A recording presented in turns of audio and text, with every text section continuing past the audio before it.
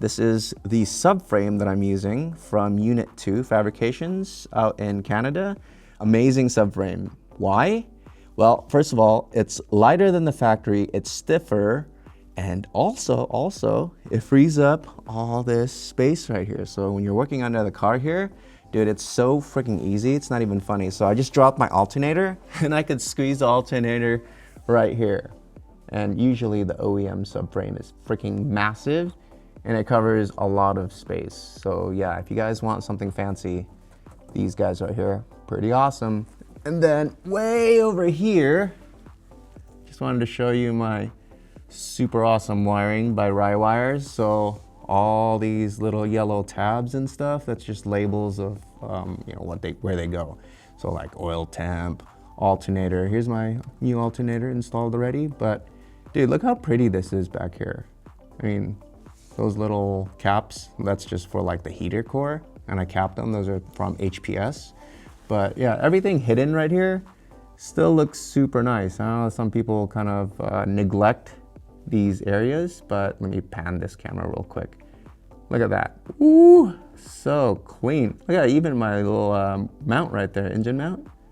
So clean, dude. So this is how I like to build my cars.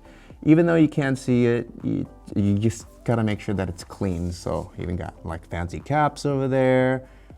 This is the Greddy oil little sandwich plate, so you can add an oil cooler. So yeah, pretty cool.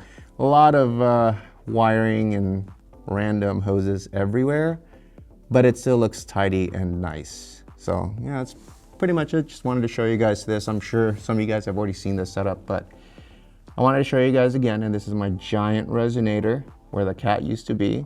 And then I got another one in the back, and then it's just straight pipe. So yeah, it's pretty awesome when you see all this details, because I rarely show anyone what's kind of under here. But yeah, it's 3 a.m. I'm still wrenching on the car.